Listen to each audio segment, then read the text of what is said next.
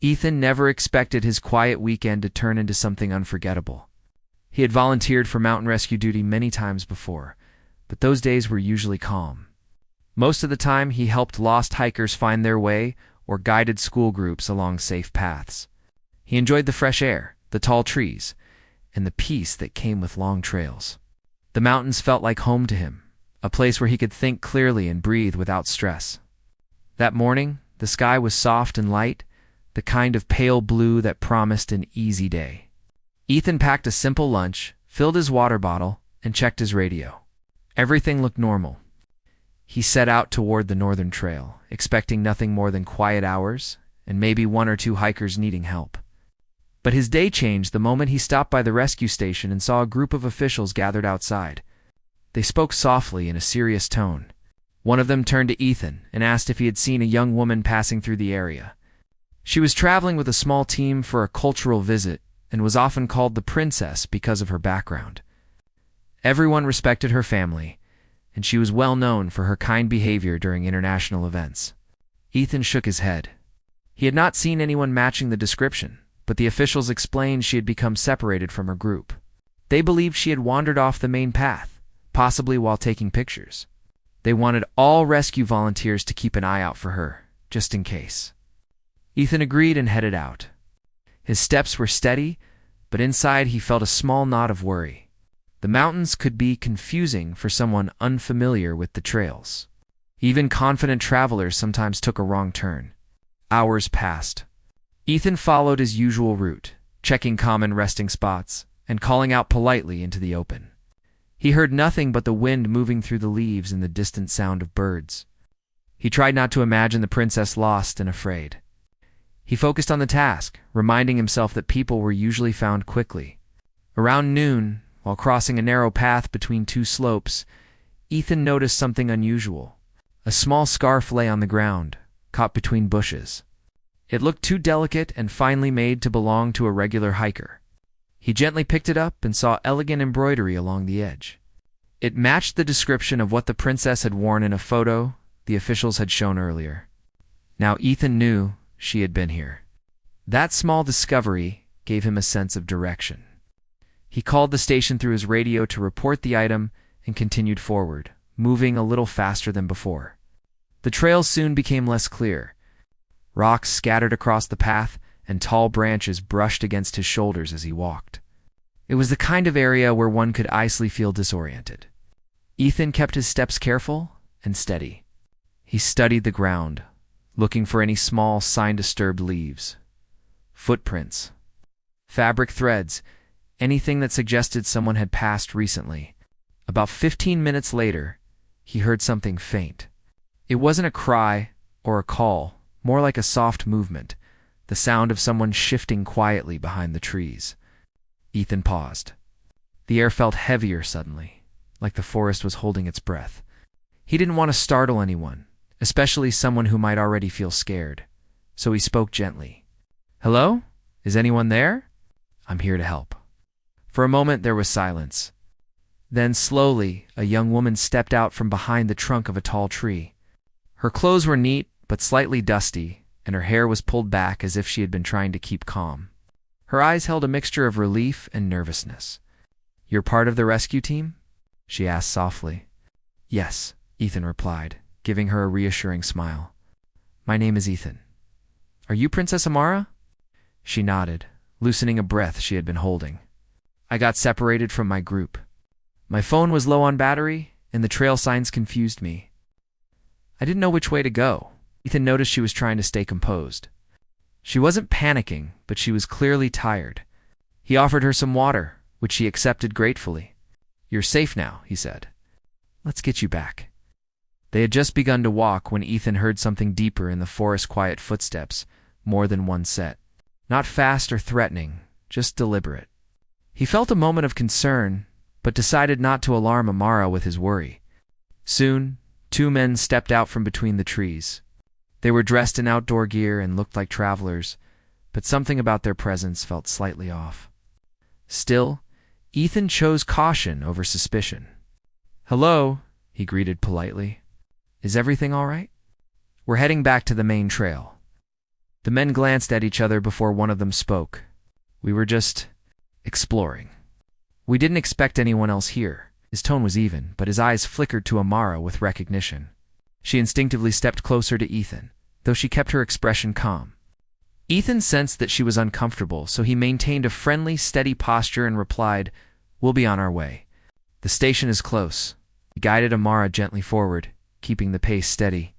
The men didn't follow, but the encounter left an uneasy feeling in the air. Only when they were far enough that the forest felt open again did Amara exhale. "Thank you," she murmured. "I didn't want to say anything in front of them, but they approached me earlier. They weren't unkind, but they insisted on guiding me somewhere else, even after I told them I preferred to wait for help." Ethan nodded. He understood her discomfort. "Well, you're with me now. We'll keep things simple and safe." As they walked, Ethan kept checking the surroundings, ensuring they stayed on the clear path. Amara seemed to relax more with each step. She asked him about his work, how he became a volunteer, and why he enjoyed the mountains so much. Ethan answered with a shy smile, "I grew up near here. The trails always felt like friends to me. When I learned I could help people who got lost, it just felt right." Amara listened with interest. "I can see why they rely on you. You have a calm way of handling things." Her words warmed him, though he didn't show it. He was simply glad she felt safe. The walk back toward the main trail took some time, but nothing dangerous happened along the way. Birds returned to their usual sounds, and sunlight filtered gently through the leaves. Eventually, the trees thinned out, and the familiar rescue markers appeared in view. Amara stopped walking for a moment, looking around with quiet relief. "I didn't think I'd find my way back," she admitted.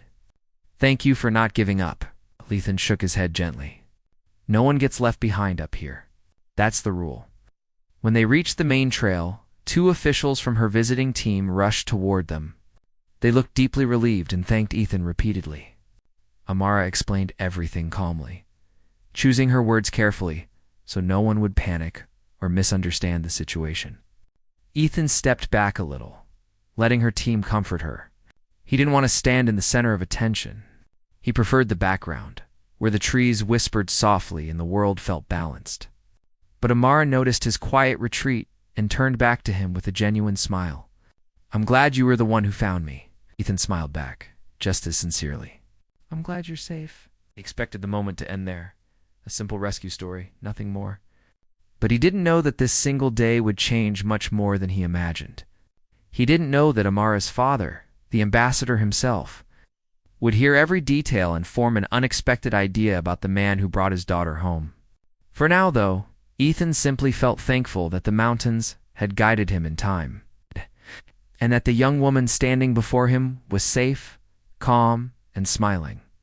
It had been an unusual day, one that would soon lead him into a story far bigger than he had ever pictured. When the news reached the ambassador that his daughter had been found safe, he felt a wave of relief so strong that his voice trembled when he spoke to the officials around him. Princess Amara was his only child, the center of his world, and her safety mattered more than any political meeting, public event, or international responsibility. For hours he had struggled to remain calm, giving clear instructions and trusting his security team, but inside he had been deeply worried. So when he heard that a volunteer rescue worker named Ethan had discovered her on the mountain and guided her back with patience and kindness, the ambassador insisted on meeting him immediately. Not later, not in a formal event, not through protocol, right now. Ethan, who had returned to the rescue station after the team took Amara back to the main camp, had no idea what was about to happen. He was washing his hands and preparing to go home for the day, thinking the whole situation was complete. He never saw himself as a hero. He simply did what any decent person should do if they found someone lost or confused on the trail. Just as he was putting away his gloves, a group of vehicles arrived near the station. Men in suits stepped out, followed by the distinguished ambassador himself. His presence carried an air of importance, yet his expression revealed something more: human gratitude etched into every line of his face. "Are you Ethan?"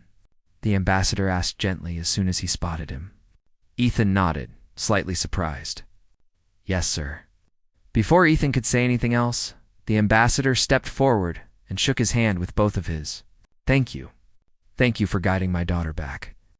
I cannot express how much your help means to me." Ethan blinked, taken aback by the sincerity in the man's voice. "I'm glad she's safe, sir." She handled herself very calmly. "I only did my part." But the ambassador wasn't satisfied with that simple explanation.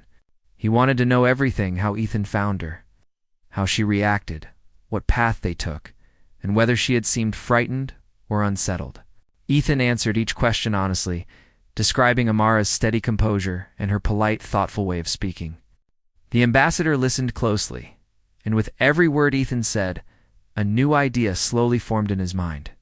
He observed Ethan's humble posture, his respectful tone, and the genuine concern in his eyes. In the ambassador's home culture, a person who protected or guided one's child during danger was more than a helper. They were someone blessed with a deep connection to the family, someone who might even be linked by fate. He had grown up with the belief that certain actions create bonds meant to be honored. Life-saving acts were not treated lightly. They were seen as signs that two lives were meant to support each other in some way. The ambassador had never forced these beliefs on his daughter. But as he studied Ethan, something inside him grew certain. This young man was not ordinary. He was steady, thoughtful, and sincere, qualities he wished for in anyone close to his daughter. After thanking Ethan once more, the ambassador invited him to a formal event being held the next evening. It was organized to welcome international guests and mark the end of the cultural tour.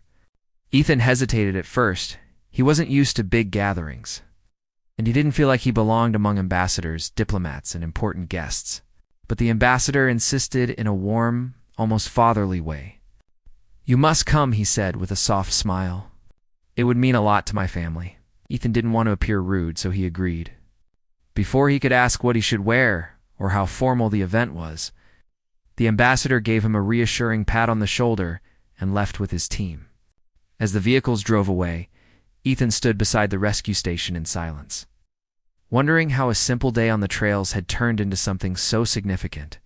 He didn't know what tomorrow would bring, but he hoped he wouldn't embarrass himself in front of so many important people. Meanwhile, back at the ambassador's villa, Amara sat quietly in her room, reflecting on the day. Her team had fussed over her for an hour, asking if she needed anything, if she wished to rest, if she wanted tea, snacks, or more security. She had smiled politely and assured everyone she was perfectly fine. But her thoughts kept returning to Ethan, not in a dramatic or dreamy way, but with genuine appreciation. She admired the way he spoke, calm and steady. She remembered how he asked if she felt comfortable walking, how he checked the path, how he didn't overwhelm her with questions. He let her breathe, let her walk at her own pace, and gave her space to feel safe. She told her father everything during dinner, and her father listened with great interest. "He treated you well?" the ambassador asked. "Yes, very well," Amara replied. "He was respectful and patient. He didn't judge me or make me feel foolish for getting lost. I felt comfortable with him." Her father nodded slowly, his eyes warming with understanding. He was already thinking ahead. The next evening arrived sooner than Ethan expected. He borrowed a suit from his brother, brushed his hair 3 times, even though it looked the same each time, and took a deep breath before entering the large hall where the event was held. Lights sparkled softly across the ceiling, and the room was filled with soft music and quiet conversations. Ethan felt immediately out of place. Everyone seemed confident, elegant, and perfectly comfortable in that environment. He considered slipping away quietly, but before he could turn, Amara spotted him from across the room. Her face lit up with a warm, grateful smile. She walked over gracefully, her dress flowing lightly with each step. "I'm glad you came," she said sincerely. "I was hoping you would." Ethan's nervousness softened. "I almost didn't," he admitted with a small laugh. "I'm not used to all of this." "Neither am I," Amara said quietly. "I grew up in it, but I never quite fit fully. So you're not alone." Her honesty made Ethan feel unexpectedly comfortable. They talked for a while about the mountains, about her travels, about the simple things they enjoyed. Their conversation felt easy, natural, and unnoticed by most of the guests. But not unnoticed by the ambassador. From a distance, he observed them with a thoughtful expression. The more he watched, the more convinced he became that Ethan and Amara shared something rare and effortless understanding, a gentle harmony that didn't need fancy words or formal introductions. He whispered to one of his advisors, "It is unusual to find someone who brings such calm into her life." "You believe he is important for her?" the advisor asked. "I believe he is meant to be," the ambassador replied softly. Later that evening, when he approached Ethan, he spoke in the same warm tone as before, but with a deeper meaning behind his words. "You know," he said, "in my culture, someone who guides and protects a family member becomes part of that family's story.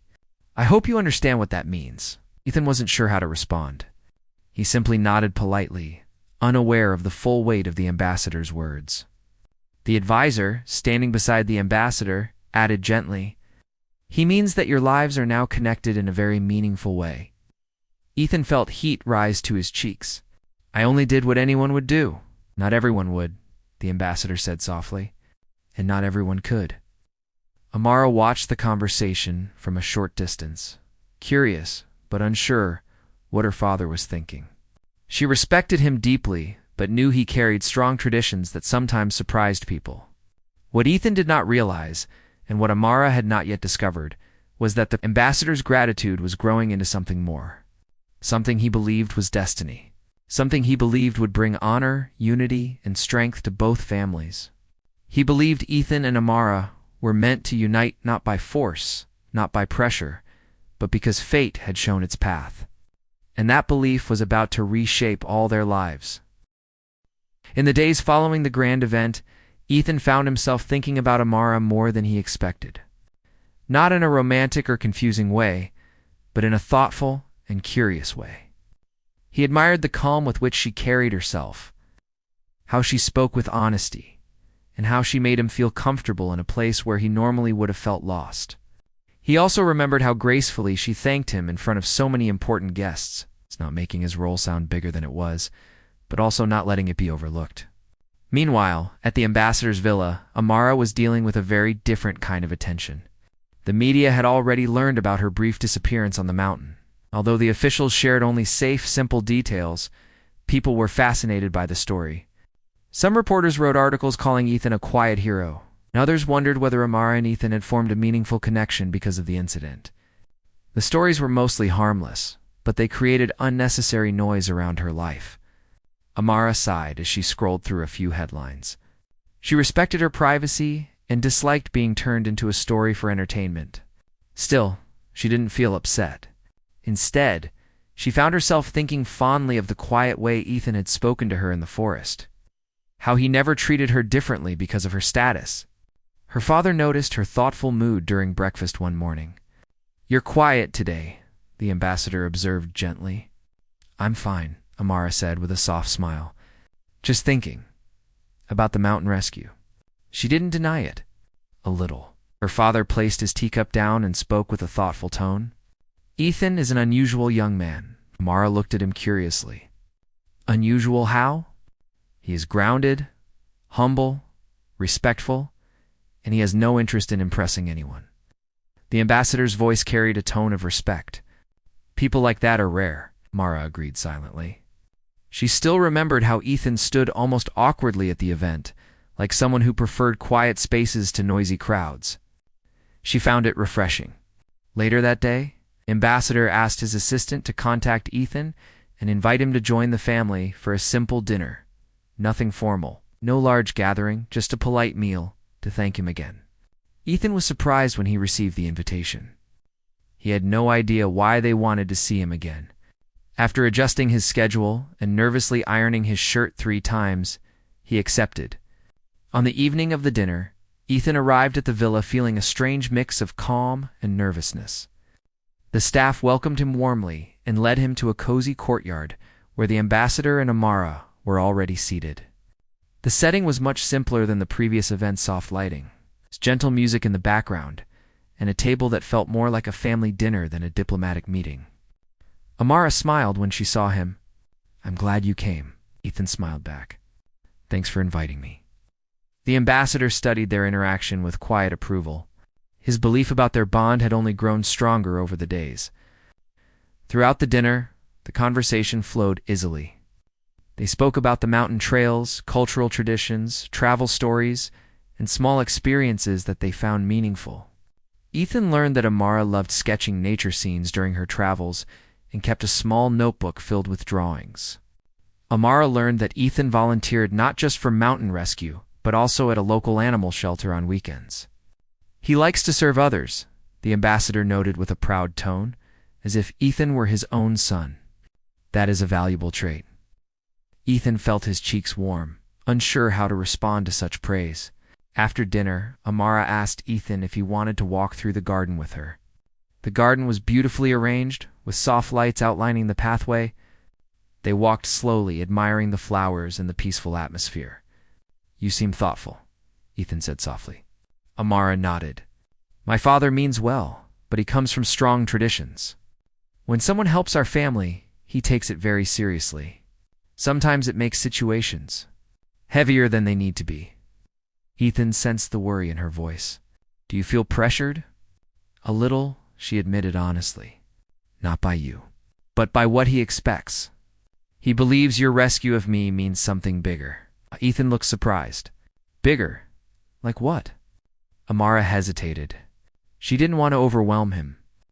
"He believes that two lives crossing paths in such a way might mean destiny is involved." Ethan blinked slowly, processing this. He respected cultural traditions, but he didn't expect this one. "He thinks we're supposed to be connected somehow." Amara nodded gently. "Yes, but please don't misunderstand. He's not trying to force anything. He just believes in signs." Ethan appreciated her honesty. "I don't feel uncomfortable. I just don't want to cause trouble for you." "You're not," she assured him. "But I don't want you to feel pressured either." Their conversation paused for a moment as a soft breeze moved through the garden. It wasn't an awkward silence. It was thoughtful, peaceful. "I like talking to you," Amara said softly. "I like that you're honest and simple in your words." Ethan felt calm at her sincerity. "I feel the same.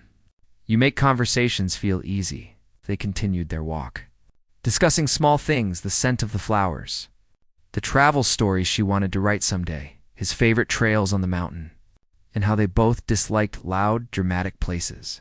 When they returned to the courtyard, the ambassador was watching them from his seat with a thoughtful expression.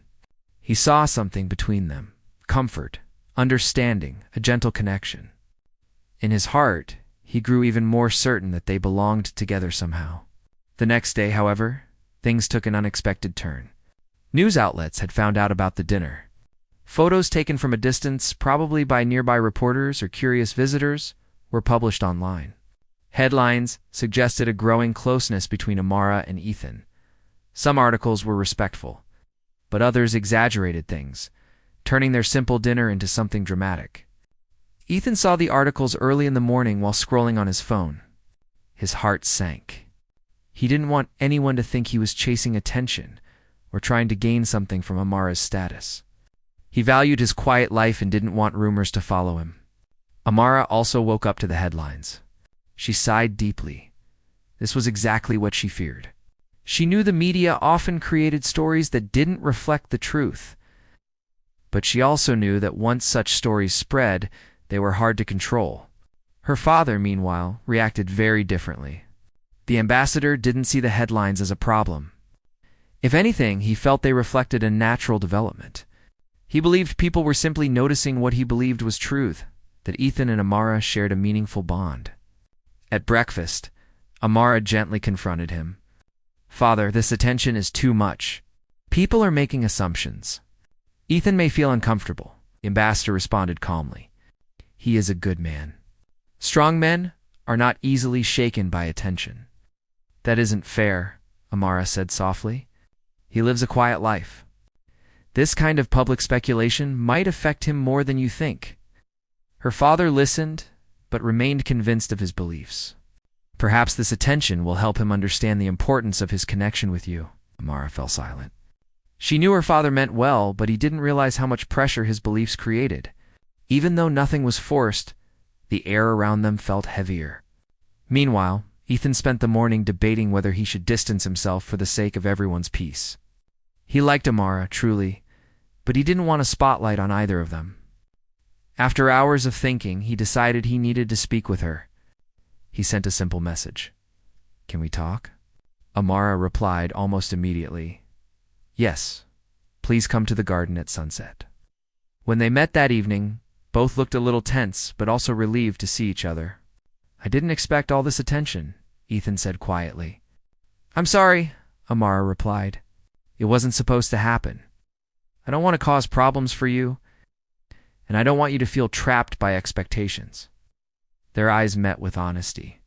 They both understood each other's worries. They both cared about keeping things simple and peaceful. But under that understanding was something gentle, a warmth, a calm connection that neither could deny. Amara spoke softly. "Maybe we need to talk to my father, together, not with anger, but with clarity." Ethan nodded. "I think that's a good idea." They walked side by side, knowing that their bond, whatever it would become, needed to grow naturally, without pressure or expectation. It was time to gently face the ambassador's strong beliefs. Their story was only beginning to unfold. The next morning, Ethan arrived at the ambassador's villa, feeling both nervous and determined. He had spent half the night thinking about what he should say, wondering whether he would offend the ambassador or cause Amara any trouble. But he also knew that staying silent would only make things more confusing for everyone. He wanted to make sure that whatever happened next came from honesty, not misunderstanding. Amara was waiting for him in the garden, the same place where they had spoken the evening before.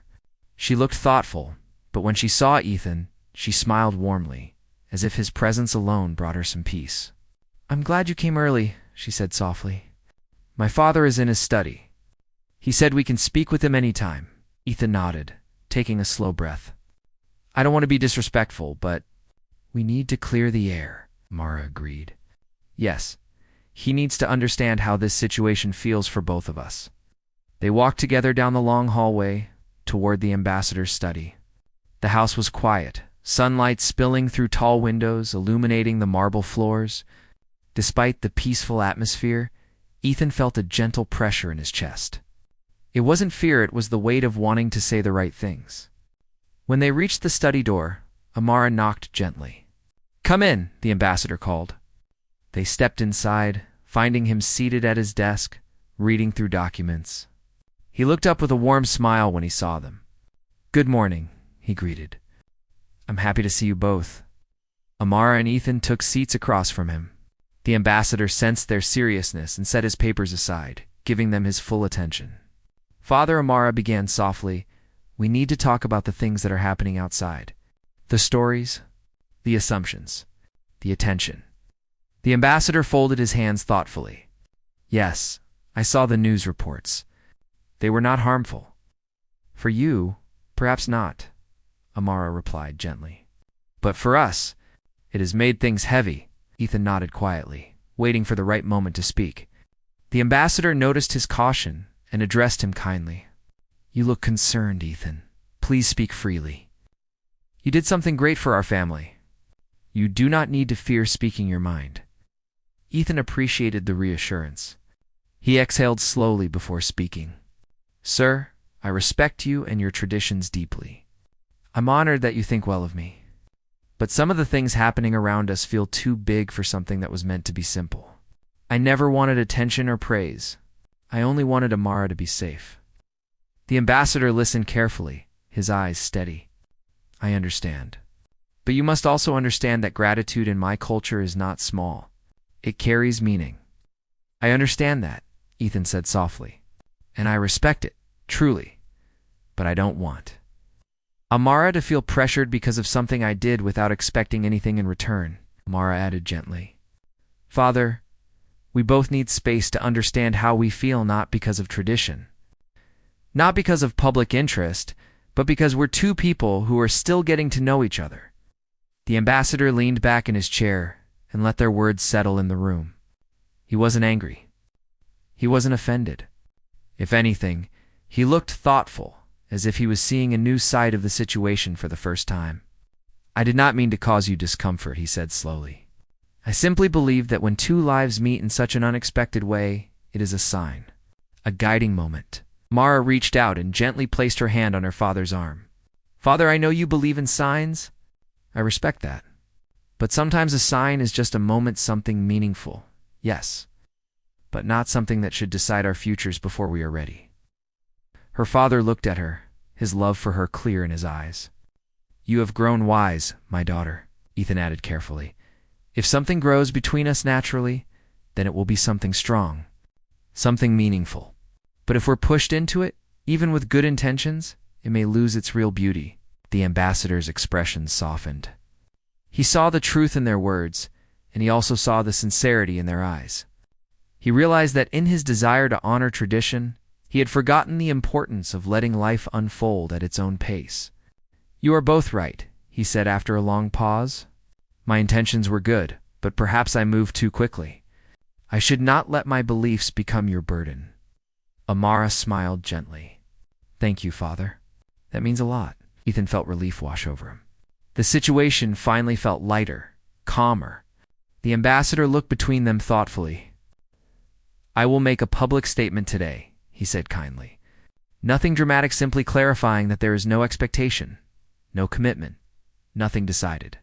That you are both free to live your lives without pressure or misunderstanding. Ethan nodded gratefully. Thank you, sir. Amara reacted with genuine relief. That will help. The ambassador rose from his seat and walked around the desk to stand beside them. I still believe your meeting was meaningful, he said softly. But I also believe that meaning should be yours to discover, not something I declare. Amara gave her father a warm, emotional embrace. Ethan stayed seated, feeling a quiet respect for the moment. The ambassador placed a gentle hand on Ethan's shoulder. You have my gratitude still. But now, you also have my understanding, Ethan smiled. And you have my respect. Over the next few hours, the ambassador worked with his team to prepare a short, simple message for the public. When the statement was released, it surprised many reporters. It calmly explained that the dinner with Ethan had simply been a gesture of gratitude, not a sign of any planned union or relationship. It asked for privacy for both Ethan and Amara, emphasizing that they were individuals deserving of peace and space.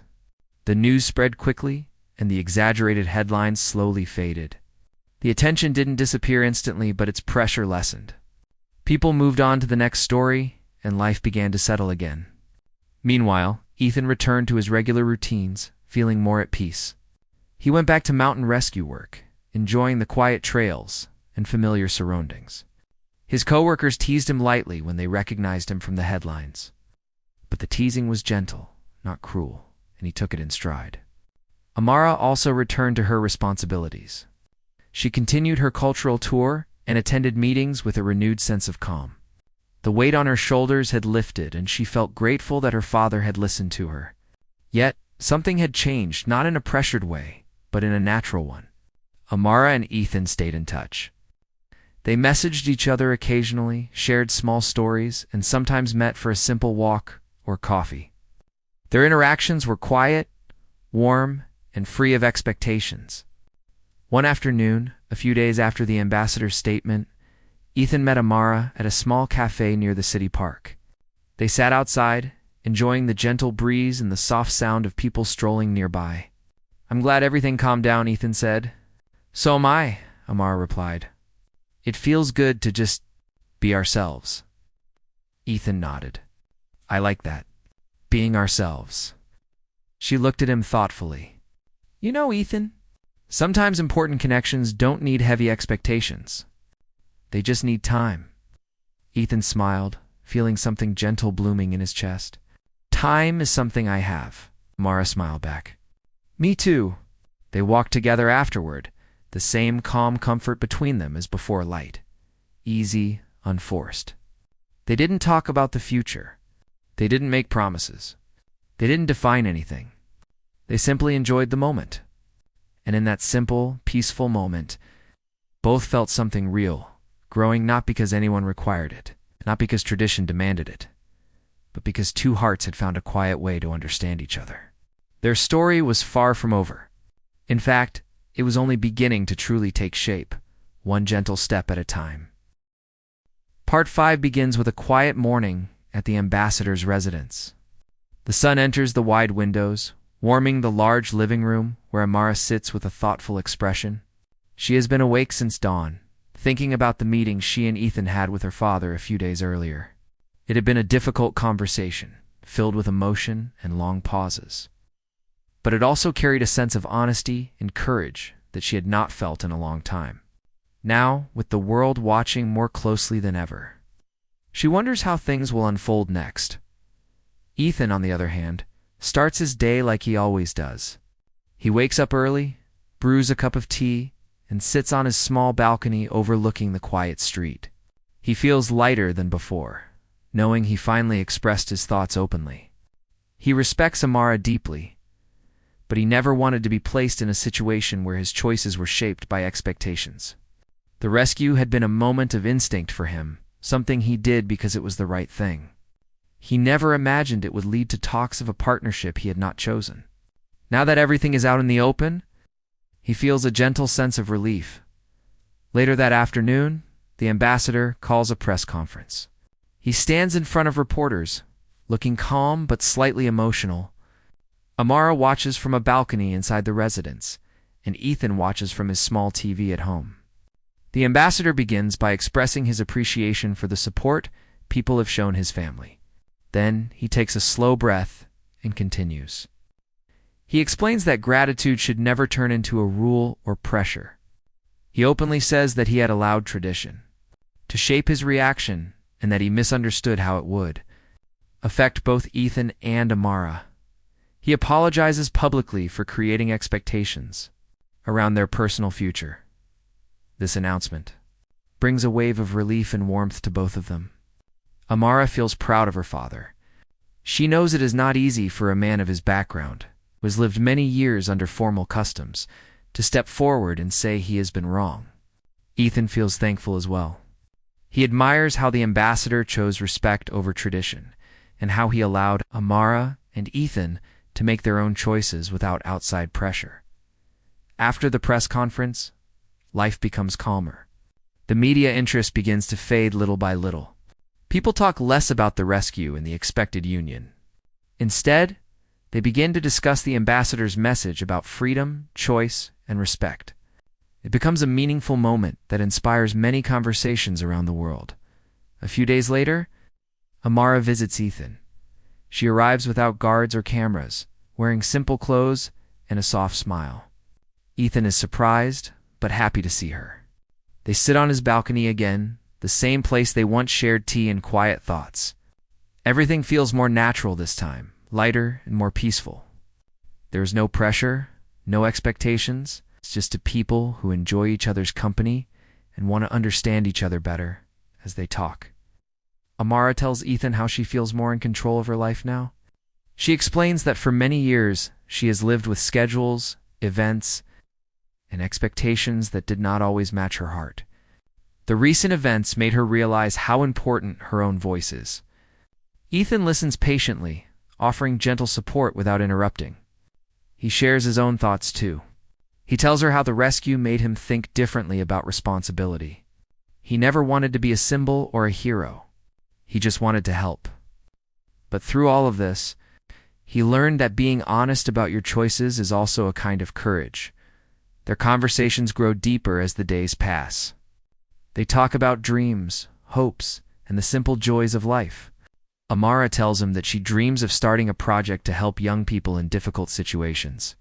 Ethan talks about his passion for nature, rescue work, and helping anyone who might be in need. They discover that they share many values, especially kindness, patience, and respect. Sometimes they go for walks in the park. Other times, they sit in a quiet cafe, laughing softly as they talk about ordinary things like books, movies, or memories from childhood. These small moments create a comfortable bond between them, something gentle and warm. It is not forced. It is not expected. It is simply real. Meanwhile, the ambassador watches this new phase with peace in his heart. He no longer tries to guide or control their path. Instead, he steps back and trusts them. He even invites Ethan for dinner one evening, not as someone who must become part of the family, but simply as a friend who saved his daughter and has been kind to her ever since.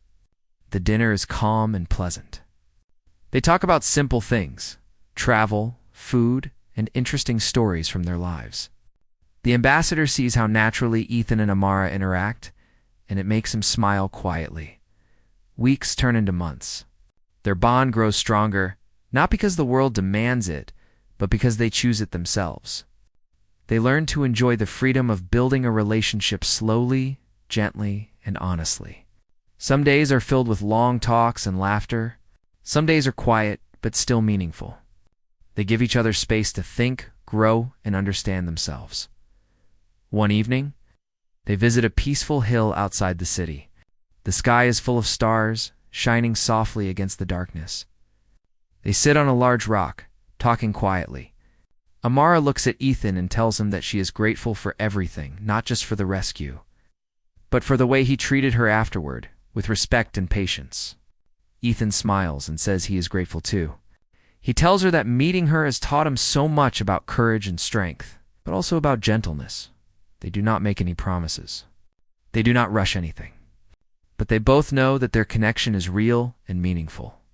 It is not something that came from pressure or tradition. It came from shared experiences, honest conversations, and mutual respect. As they sit under the stars, Ethan feels that his life has changed in a beautiful way. Amara feels the same. She realizes that her story is finally her own. She is no longer just a princess or an ambassador's daughter. She is a person who can choose her own path. And she is walking it with someone who understands her heart in the end. Their story becomes known not as a tale of rescue forced into obligation, but as a gentle example of how two people can find connection on their own terms. The world remembers the rescue, of course. But what they remember more is how respect, honesty, and kindness led to a real bond.